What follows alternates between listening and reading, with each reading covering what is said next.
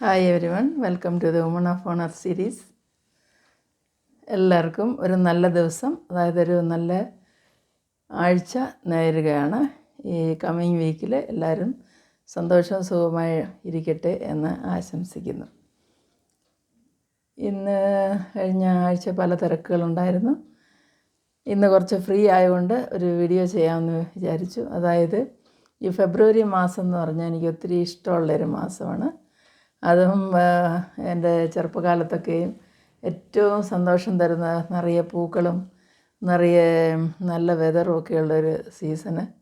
അതുപോലെ തന്നെ എല്ലാം വലിയ തിരക്കൊന്നുമില്ലാതെ എന്നാൽ എല്ലാവരും നല്ല സന്തോഷമായിട്ടിരിക്കുന്ന ഒരു സമയം. കുട്ടികളൊക്കെ ആണെങ്കിൽ പരീക്ഷയ്ക്കും ഒക്കെ പ്രിപ്പയർ ആകുന്നതും എല്ലാവർക്കും ഒരു തിരക്ക് പിടിച്ച ആണെങ്കിലും കൂടി ഒരു കാം ആൻഡ് ക്വയറ്റായിട്ടുള്ളൊരു മന്തായിട്ടാണ് എനിക്ക് തോന്നിയിരിക്കുന്നത് ഫെബ്രുവരി മാസം. പിന്നെ അതിൻ്റെ കൂടെ പറയുകയാണെങ്കിൽ എൻ്റെ ഒരു അനുഭവം കൂടെ, എൻ്റെ ഒരു യാത്രയെക്കുറിച്ചുള്ള ഒരു ചെറിയ കാര്യം കൂടെ പറയാമെന്ന് വിചാരിച്ചിട്ടാണ് ഞാൻ ഈ വീഡിയോ ചെയ്യുന്നത്. അതായത് 1975 മെയ്യിൽ എൻ്റെ വിവാഹം കഴിഞ്ഞു. 19ാമത്തെ വയസ്സിൽ ഞാൻ വിവാഹം കഴിച്ചു. എൻ്റെ ഹസ്ബൻഡിന് എയർഫോഴ്സിലായിരുന്നു ജോലി, എനിക്ക് ഗവൺമെൻറ് ജോലി ഉണ്ടായിരുന്നു. പക്ഷെങ്കിൽ ബാംഗ്ലൂരിൽ നിന്നും ഒരു ബോംബെയിലേക്ക് എൻ്റെ ഹസ്ബൻഡിന് ഒരു വിത്തിൻ 10 months ട്രാൻസ്ഫറായി. അപ്പോൾ ഞാൻ ബാംഗ്ലൂരിൽ നിന്നും അവിടെ ലീവ് എടുത്ത് പോകാൻ കുറച്ച് ബുദ്ധിമുട്ടാണ്. എങ്കിലും കുറച്ച് ദിവസത്തെ ലീവിൽ പോകാമെന്നൊക്കെ ഇങ്ങനെ പ്ലാൻ ചെയ്യുന്നുണ്ട് ബോംബെക്ക്. പക്ഷേ എന്താ കാര്യം, അന്നൊക്കെ വന്നിട്ട് ബോംബെക്ക് ഡയറക്റ്റ് ട്രെയിനില്ല. ബാംഗ്ലൂരിൽ നിന്ന് ഒന്നെങ്കിൽ മീറജിൽ പോകണം, മീറജിൽ നിന്ന് പിന്നെ അവിടുന്ന് അടുത്ത ട്രെയിൻ പിടിച്ച് വേണം ബോംബെയിലേക്ക് പോകാനായിട്ട്. വേറൊരു വഴിയുള്ളത് ഇവിടുന്ന് ഹൈദരാബാദിന് മുമ്പായിട്ടുള്ള സ്റ്റേഷനിൽ ഇറങ്ങിയിട്ട് അവിടുന്ന് പിന്നെ വേറൊരു ട്രെയിൻ പിടിച്ച് അങ്ങനെ വേണം ബോംബെക്ക് പോകാനായിട്ട്. തന്നെയല്ല, അന്ന് ഹസ്ബൻഡ് അവിടേക്ക് ട്രാൻസ്ഫറായി അധികം ദിവസം ആകാതിരിക്കുന്നതുകൊണ്ട് ലീവ് കിട്ടാനും കഷ്ടമാണ്, എനിക്ക് തന്നെ പോകാനും പേടിയാണ്.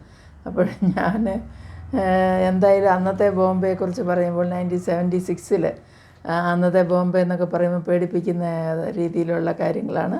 തന്നെയല്ല, ഒരു സ്ത്രീ തനിച്ച് പോകാനൊക്കെ ബുദ്ധിമുട്ടാണ്, യാത്രയൊക്കെ ദീർഘം.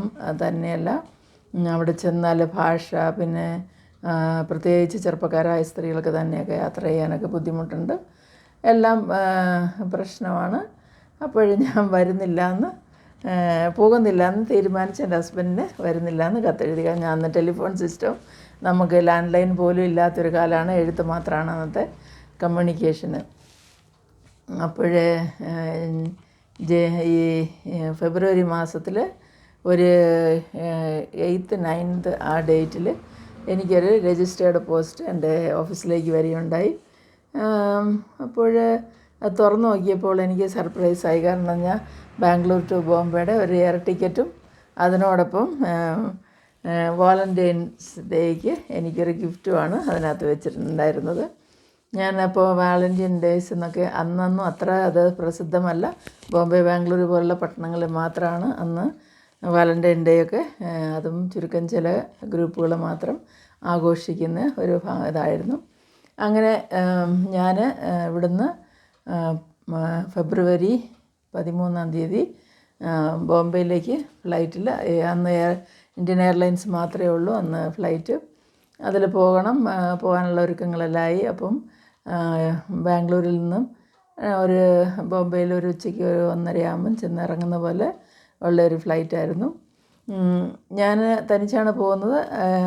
അപ്പോഴേ നമ്മൾക്ക് ദൂരെ നിന്ന് കണ്ട് ഇന്ന ആളെന്ന് മനസ്സിലാക്കാൻ വേണ്ടിയിട്ട് ഇപ്പോൾ എൻ്റെ അടുത്ത് പറഞ്ഞിരുന്നു. എൻ്റെ അടുത്ത് അപ്പോഴൊക്കെ അധികം നല്ല സാരികളെല്ലാം ഇമ്പോർട്ടഡ് സാരികളാണ്. അപ്പം ഒരു ജാപ്പനീസിൻ്റെ ഒരു സിൽക്ക്, അതായത് ഒരു ലെമൺ കളറിലുള്ള ഒരു സാരിയാണ് എന്നോട് ഉടുക്കാൻ പറഞ്ഞത്. ഞാൻ ഉടുത്ത് നോക്കിയപ്പോൾ ഞാനതിൽ വളരെ മെലിഞ്ഞ്, അതായത് എനിക്കത് വളരെ സ്കിന്നി ആയിട്ട് തോന്നിയുകൊണ്ട് ഞാനെന്ത് ചെയ്തു, എൻ്റെ അടുത്ത് വേറൊരെണ്ണം ഒരു ജപ്പാൻ സിൽക്കിൻ്റെ വന്നിട്ട് അത് നല്ല ഒരു രാമ ഗ്രീൻ എന്ന് പറയുന്ന കളറ്, അതിൽ സ്റ്റോൺ വർക്കൊക്കെയുള്ള ആ സാരി ഉടുത്ത് അതാകുമ്പോൾ അത് അത്ര ട്രാൻസ്പെറൻ്റ് ബോഡിയിൽ അത്രയും മെലിഞ്ഞ് കാണത്തില്ലാത്തതുകൊണ്ട് ആ സാരി ഉടുത്ത് ഞാൻ യാത്രയായി. എൻ്റെ ഹസ്ബൻഡിന് അറിയില്ല ഞാൻ വേറെ കളർ സാരിയാണ് ഉടുക്കുന്നു എന്നുള്ളത്. അവിടെ എയർപോർട്ടിൽ ചെന്ന് കഴിഞ്ഞപ്പോൾ അദ്ദേഹം പ്രതീക്ഷിക്കുന്ന മഞ്ഞ കളർ സാരിയില്ല, പിന്നെ ഗ്രീൻ കളർ സാരി ഉടുത്ത് എന്നെ ദൂരെയൊന്നും മനസ്സിലായില്ല. പക്ഷേ എൻ്റെ ചിരി കണ്ട് ഞാൻ ദൂരെന്ന് പിന്നീട് കൈ കാണിച്ചപ്പോൾ മനസ്സിലായി. അങ്ങനെ ഒരു തമാശയുണ്ടായി.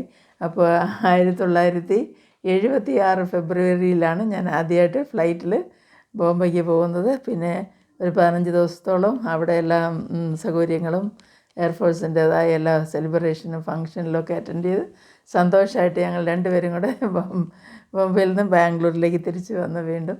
പിന്നെ ഒരു മാസം ഇവിടെ പുള്ളി ലീവിലൊക്കെ ഉണ്ടായിരുന്നു. ഫ്രീക്വൻ്റായിട്ട് ട്രാവൽ ചെയ്യാൻ പറ്റത്തില്ലാത്ത ഒരു അവസ്ഥയായിരുന്നു അന്നൊക്കെ. ആ കാര്യം പിന്നെ ഇപ്പോൾ ഫ്ലൈറ്റ് ട്രാവലിംഗ് എന്ന് പറഞ്ഞാൽ അത് വലിയ കാര്യമൊന്നുമല്ല. പക്ഷെ ഒരു ടെലിഫോണില്ല, അല്ലെങ്കിൽ ഒരു കമ്മ്യൂണിക്കേഷൻ ലെറ്റർ അല്ലാതെ വേറൊന്നും ഇല്ലാത്തൊരു കാലത്ത് ഒറ്റയ്ക്ക് യാത്ര ചെയ്തൊരു എക്സ്പീരിയൻസ് ചെയ്യാൻ നിങ്ങളുടെ മുമ്പിൽ ഷെയർ ചെയ്യുക. നിങ്ങൾക്കൊരു തമാശനും ഒരു പഴയ കാലത്തെക്കുറിച്ചുള്ള ഒരു ഓർമ്മയ്ക്കും വേണ്ടിയാണ്. അപ്പോഴേ വാലൻറ്റൈൻസ് ഡേ അടുത്ത് വരുന്നു. ഞാനും എൻ്റെ ഹസ്ബൻഡും അന്ന് വാലൻറ്റൈൻ ഡേ ആഘോഷിച്ചത് വന്നിട്ട് ഇന്ത്യ ഗേറ്റിനടുത്താണ്.